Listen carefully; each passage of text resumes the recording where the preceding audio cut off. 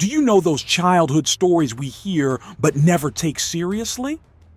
Well, I grew up hearing a secret about my family, something that always intrigued me, but that I only recently began to understand. My great-grandfather worked on the construction of Christ the Redeemer on Corcovado Mountain.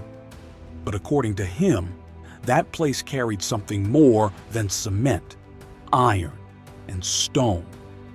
He said there was an energy there, something he couldn't explain but that made even the bravest men tremble. In the Bible, we find several passages warning about consecrated or cursed places. God instructed his people not to bow down to images or honor them, as this is idolatry. Exodus 24-5 is clear. You shall not make for yourself a carved image or any likeness of anything that is in heaven above, or that is in the earth beneath, or that is in the water under the earth. You shall not bow down to them or serve them. But what my great-grandfather saw atop Corcovado seemed to be a manifestation of this. It all started the day he came home pale, trembling, and refusing to speak. My grandmother says he seemed like a broken man, but no one knew why. It was only at the end of his life, near his passing, that he decided to share what he had witnessed on that mountain. And what he told us made me rethink everything I believed. My great-grandfather said that Corcovado was strange from the beginning. No matter how hard they tried, some stones simply wouldn't fit, as if something invisible rejected the work. He heard stories that the place had once been used for indigenous rituals, and that the colonizers, upon taking the area, not only destroyed the ceremonies, but also profaned something that should have been left in peace. This reminded me of Daniel 3 when King Nebuchadnezzar erected a golden statue and commanded everyone to worship it. Those who refused would be thrown into the fiery furnace. But Shadrach, Meshach, and Abednego stood firm, refusing to bow before anything that wasn't God. Could it be that Corcovado somehow echoes this same spiritual conflict? My great-grandfather said that one night, during a storm, he was trapped on the construction site. The rain was so heavy it felt like the sky was collapsing. As they sought shelter, they began hearing footsteps in the water. At first they thought it was a late worker, but upon investigation, there was no one there. And this continued night after night. It was as if something invisible was wandering the site. The Bible warns us that Satan disguises himself as an angel of light, 2 Corinthians 11:14, and that he uses seemingly good things to deceive. Could that project, which seemed so grand and inspiring, also be fertile ground for opposing spiritual forces? Over time, my great-grandfather noticed a pattern. The further the construction progressed, the stranger the occurrences became. Figures in the distance, shadows that seemed to watch them, and even tools that mysteriously disappeared. One worker, of indigenous descent, warned that some stones in the area bore markings he recognized as symbols of protection and warning. This made me think of Deuteronomy 7:25, where God commands the Israelites to completely destroy the idols of conquered nations. You shall burn the carved images of their gods with fire.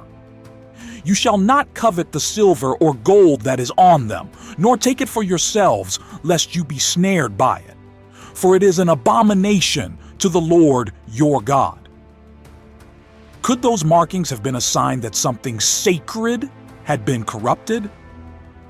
One of the most disturbing episodes happened when a group decided to camp near the construction site. It was an attempt to show courage, but what they experienced marked them forever.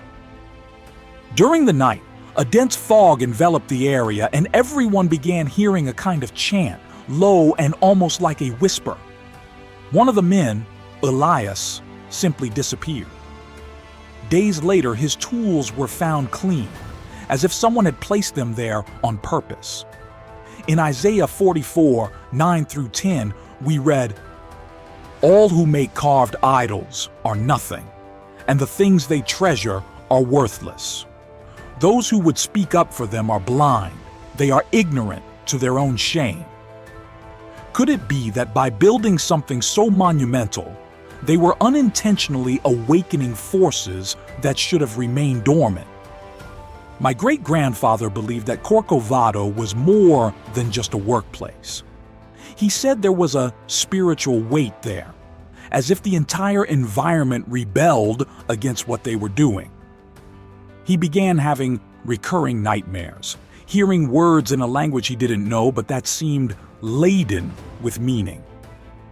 One day, an engineer found an old sketch sent with the early plans for the statue.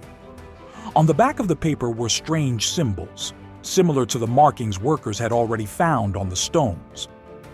When he showed the group, the indigenous worker was visibly shaken. He said the symbols were used in ancient rituals to invoke protection or issue a warning.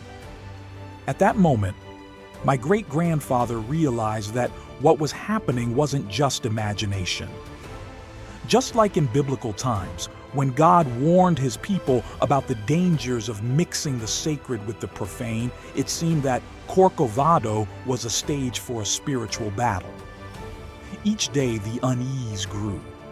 Workers began reporting more frequent visions, sudden chills, and an oppressive feeling that was impossible to ignore. My great-grandfather said that as he looked at the Christ taking shape, he felt a mix of awe and unease. It was as if the statue was a reflection of the human heart, full of good intentions, but also laden with doubts and conflicts. The Bible teaches us that God does not dwell in temples made by human hands, Acts 17:24. So why do so many cling to symbols and images as if they are indispensable intermediaries? Does the grandeur of Christ the Redeemer truly point to the Savior? Or is it a distraction from the true worship God seeks? And so, over time, my great-grandfather decided never to return to Corcovado. He said there were things on that mountain that were not meant to be understood but carried an important message. Our faith should never rest on human works or images, but on God, who is spirit and truth. What he witnessed atop that mountain changed his life and left a deep mark on our family. He always taught us that even amidst grandeur, we must seek discernment and remember that true worship happens in our hearts, not in images or sculptures. As it is written in John 4:24, God is spirit, and his worshipers must worship in spirit and in truth. When you look at Christ the Redeemer, are you truly connecting with the real Christ or merely admiring a work of human hands? That's a question we all need to reflect on. If this story and these reflections stirred something within you, I invite you to join us on this journey. Here on our channel, we explore themes that challenge our perceptions and lead us to view faith more deeply and truthfully. Don't forget to subscribe to the channel for more stories like this. Leave a like if you found this content relevant. Comment below your thoughts on image worship and what the Bible teaches us about it.